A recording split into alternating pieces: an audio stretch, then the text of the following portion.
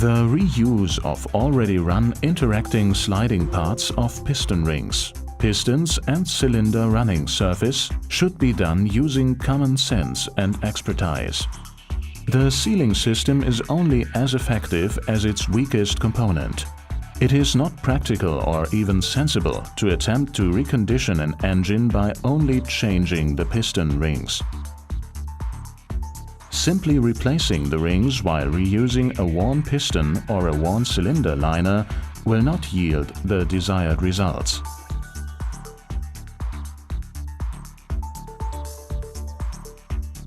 Clean used pistons thoroughly from adhering dirt. Make sure that the ring grooves are free of carbon and dirt. Use a drill or another suitable tool to clean the oil-draining bores if necessary. An important check is the visual inspection of the ring grooves for wear. Small scratches, dirt or unevenness causing a very fast abrasive wear of the new piston rings.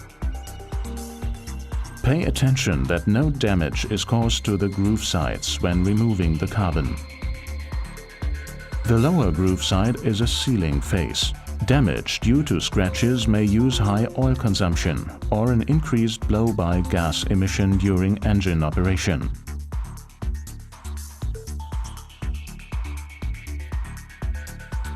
Whenever new piston rings are to be fitted on used pistons, the ring height clearance will decide on whether the piston can be reused.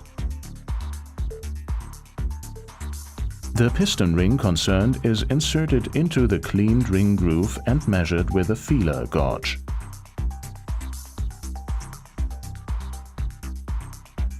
The table shows up to which ring height clearance a piston can be reused. Fitting of the piston rings. It is essential that piston ring pliers are used for fitting and removing piston rings. Attention! If the piston ring is fitted quickly by hand and without breaking, this may be evidence of the skills of the mechanic, but it will usually result in damage to the piston rings when they are fitted. Except of steel rail oil control rings, never fit the rings manually. Never twist a piston ring during the fitment. If the ring is deformed and no longer lies flat in the groove, it can no longer rotate in it, wears on one side, or will no longer seal properly. Piston rings with molybdenum coating getting small invisible fractures in the coating, a kind of pre-damage. Due to strong overexpansion, the molybdenum breaks out. Pay attention to the markings. Top means that this side must face the top, towards the combustion chamber. Check whether the rings can rotate freely in the ring grooves. Check whether the ring disappears completely in the ring groove along its entire circumference. For example, the sliding surface of the ring should not protrude over the piston skirt. This is essential since the ring function is not warranted if there is no groove base clearance, for example, due to an incorrect ring or a carbonized groove base. When mounting two-piece oil control rings, always pay attention to the position of the spiral expander. The ends of the spiral expander must always be opposite the ring joint. With three-piece rings, the correct position of the expander spring is indispensable for ensuring the oil scraping function. Prior to installing the piston, always check the position of the expander springs on pistons with pre-assembled rings. The ends of the springs are in a loose condition.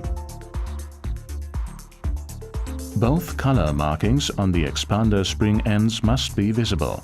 If these are not visible, the spring is overlapping and the ring can consequently not function properly.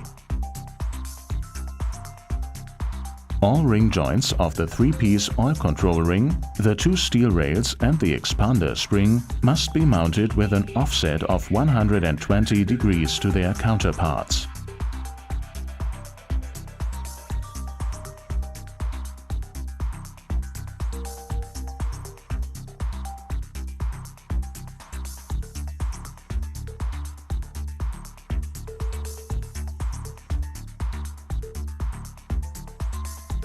Rotate the piston ring joints of the pre-assembled piston in such a way that the ring joints are approximately 120 degrees offset to each other. This helps the pistons and the rings during the first engine start. Offsetting the joint ends prevents too much blow-by gas from being produced during the first start of the engine, and therefore the engine starts poorly. All necessary tools for fitting piston and piston rings in passenger cars or commercial vehicles we are offering in a service tool set. Article number 500099913. For further information, please mind our brochure, Piston Rings for Combustion Engines, available on our website, msmotorservice.com.